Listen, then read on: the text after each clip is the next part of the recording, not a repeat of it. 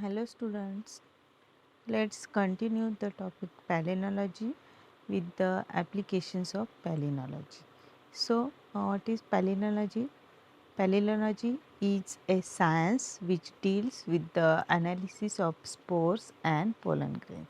तो पैलिनोलॉजी एक ब्रांच है जिसमें कि हम जो स्पोर्स और पोलन ग्रेन्स का स्टडी करते हैं. So what is the importance of palynology? So this palynology helps in various branches of science. First of all, it is help in the study of pollen and spore morphology. तो हम pollen का study करने के लिए and pollen morphology study करने के लिए हम पैलिनोलॉजी और पैलिनोलॉजिकल स्टडी करते हैं, क्योंकि जो डिफरेंट प्लांट्स के अंदर जो पोलन स्ट्रक्चर है, उसकी मॉर्फोलॉजी, जर्मिनेशन टाइम वगैरह वो सब स्टडी करने के लिए हम पैलिनोलॉजी स्टडी कर सकते, कि जिसकी में हमें उस प्लांट के बारे में ज़्यादा से ज़्यादा इंफॉर्मेशन मिल सके. Next is the taxonomy. That means this taxonomy जो रिलेशन ऑफ प्लांट्स है, for study in the relations of plants. These will be helpful.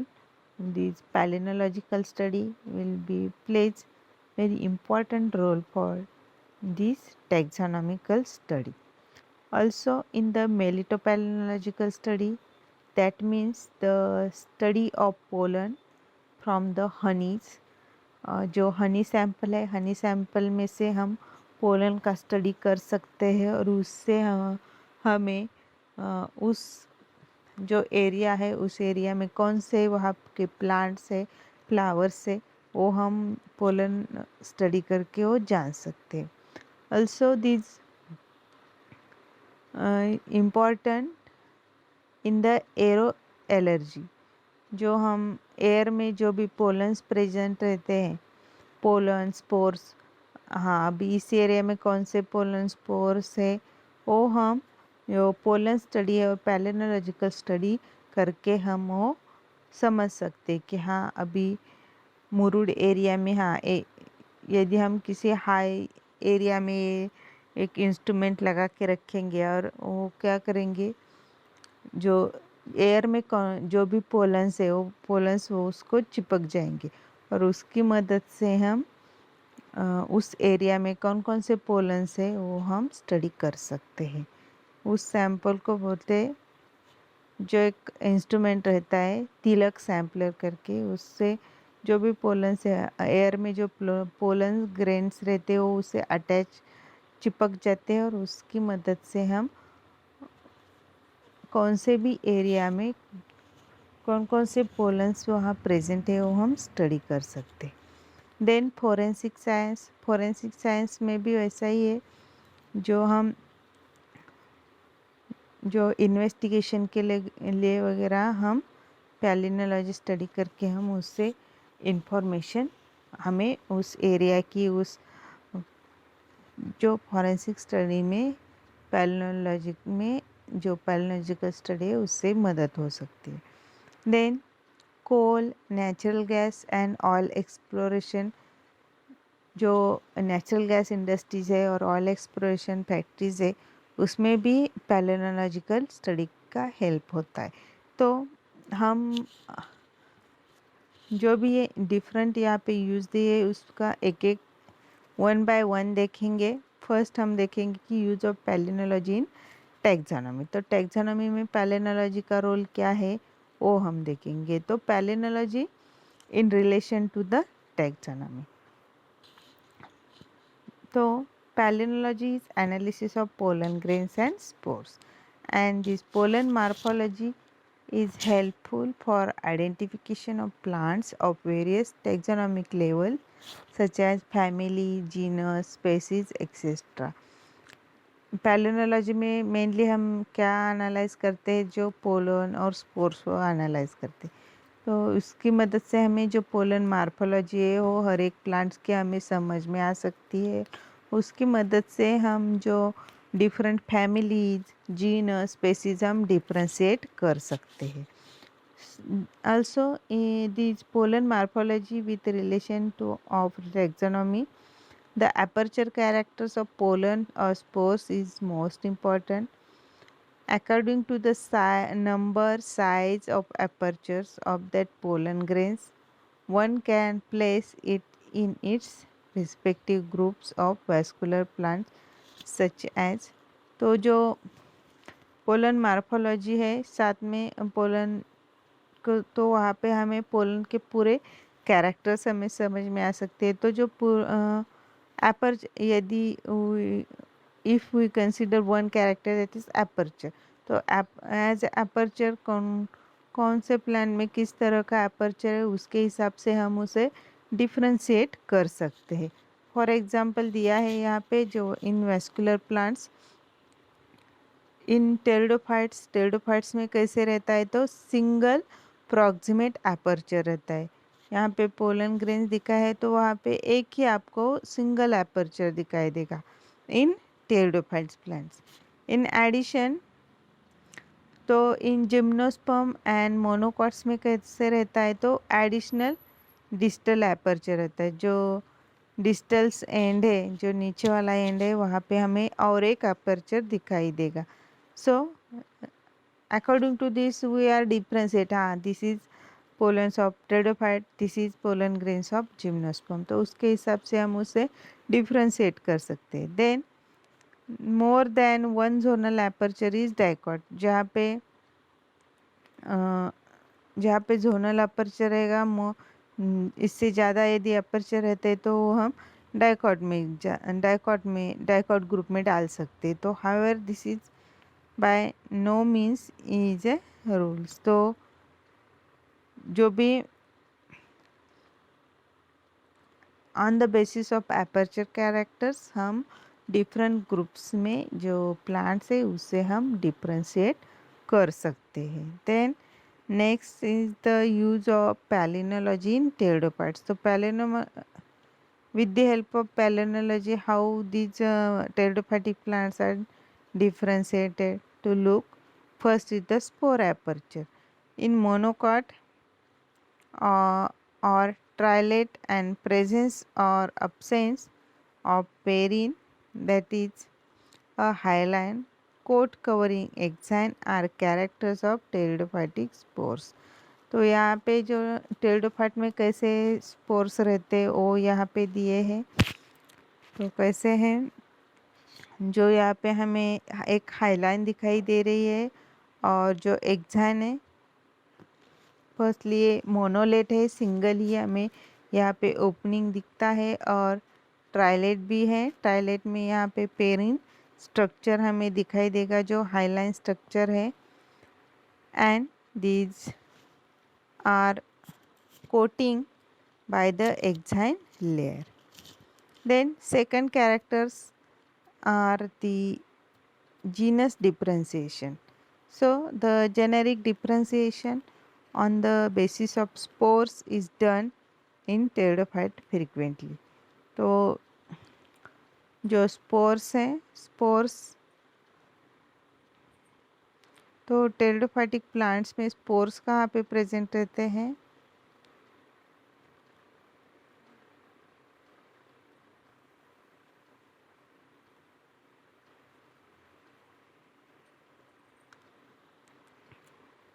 On the leaf surfaces there is the sora is present and there is the spores are present in between these सोराई. तो हर एक plants में अलग अलग types के हैं, उसके हिसाब से हम उसे टेरिडोफाइट में उसे डिफ्रेंशिएट कर सकते हैं. तो for example family Gleicheniaceae, genus Gleichenia, यहाँ पे क्या है कि has trilete spores while genus पिक्टोनोटेरिस has monolete spores.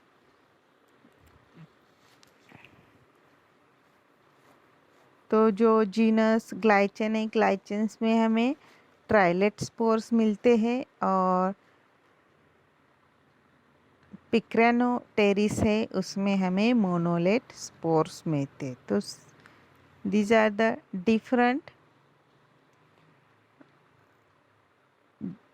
type of spores, so we can differentiate the different genus. Then species differentiation कैसा हो सकता है? तो in for example in Selaginella, so in Silagenella serpens there is the granular exine, and in Silagenella consini there is the perforated exines. तो जो outer layer है, the layer of the spores, according to the layer of spores these two species will be differentiated.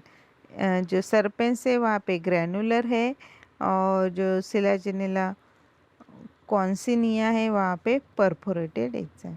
तो उसके हिसाब से फिर जो Selaginella मैग्नोलिका है उसमें वेरुलेट एक्साइंस है। तो on the basis of this characters we can easily differentiate the genus.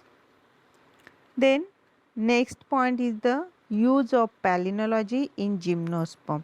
तो जिम्नोस्पर्म में हम पैलिनोलॉजी क्या हेल्प करती है? तो nature of wings is useful characters in the identification of various generas and species in gymnosperm. तो जो on the seeds there is the wings are present,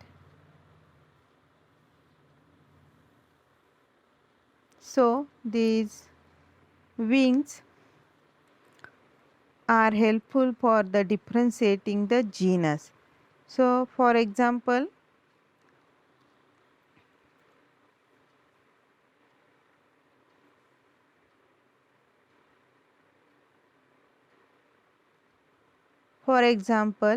in the Podocarpus, that is gymnospermic plant Podocarpus, which contains 3 wings, that is 2 wings plus 1 palliculate projection. And in case of Cryptomeria plants there is the 2 wings, so these wings are present on these spores. So on this basis characters of the wings, the 2 gymnospermic plants will be differentiated. Then third use of palynology in angiosperm, that means in the flowering plants. According to the pollen study, angiosperm families are divided into the 2 groups as Eripallinus and Stenopallinus.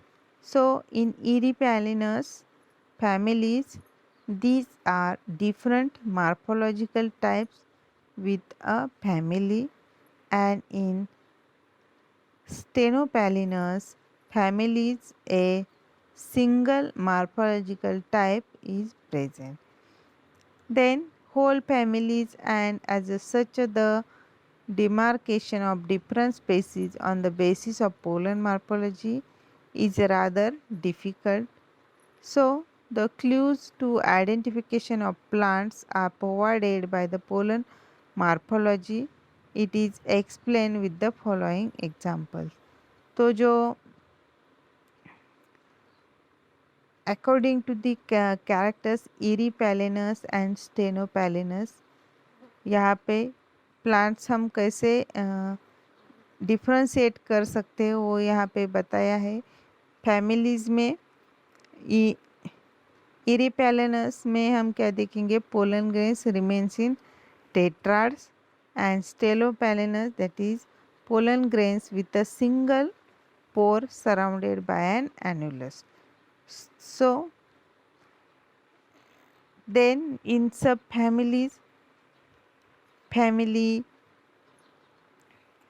Ulmaceae, then subfamily Ulmoideae, then characters are the spheroidal, granular, periporate pollen grains. Then subfamily Celtodidae. Celtodidae में these spheroidal verriculate zonocarpate pollen grains. However, in family Leguminosae, there are no much difference in between pollen grains. The subfamily Mimosae, Cisalpinaceae and Papilionaceae. Then in the tribes, in composite, different tribes are present.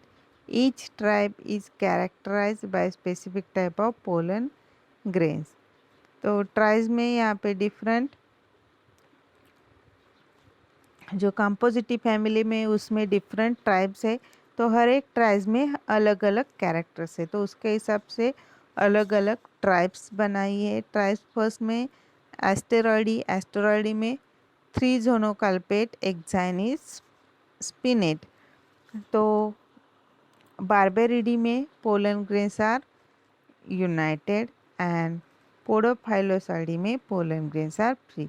So according to the character हर एक tribe में हर अलग अलग morphology के हमें pollen grains दिखाई देते. Then genus, in genus family Malvaceae, pollen grains are often pentaporate and spinnate. The genera of family Malvaceae are differentiated on the basis of pollen morphologies are below. जो family Malvaceae है, Malvaceae में mostly पेंटापोरेट and स्पिनेट pollen grains रहते. जो genera differentiation है वो किस basis पे क्या है देखो. First genus is Althaea. In Althaea pentaporate pollen grains with dimorphic spines. तो जीनस एलुटियन में pollen grains are 3 zones carpets and spines are monomorphic. Althaea में डायमॉर्फिक पोलन थे, यहाँ पे डायमॉर्फिक स्पाइंस थे, और जीनस एलुटियन में यहाँ पे मोनोमॉर्फिक स्पाइंस है.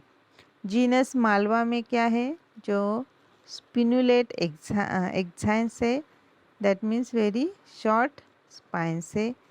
So these are the different morphologically differentiated the genus or the family Malvaceae. Then the species, in species among the Mimosae, that is subfamily of Leguminosae, pollen grains are generally formed in polyeds. The size of polyeds is different in different species.